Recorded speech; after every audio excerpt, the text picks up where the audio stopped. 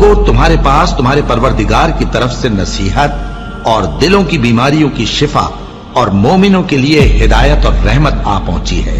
कह दो कि ये किताब अल्लाह के फजल और उसकी मेहरबानी से नाजिल हुई है, तो चाहिए कि लोग इससे खुश हों।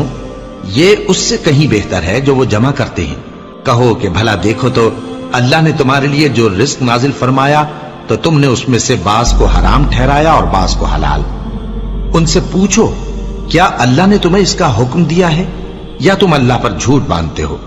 और जो लोग अल्लाह पर झूठ बांधते हैं वो क़यामत के दिन की निस्बत क्या ख्याल रखते हैं? बेशक अल्लाह लोगों पर मेहरबान है, लेकिन अक्सर लोग शुक्र नहीं करते।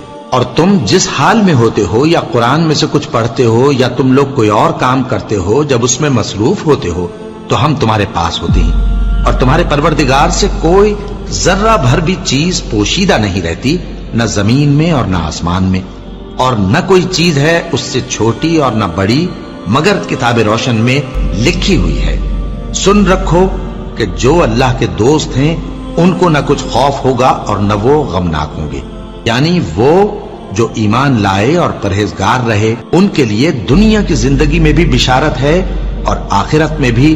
अल्लाह की बातें बदलती नहीं, यही तो बड़ी कामयाबी है।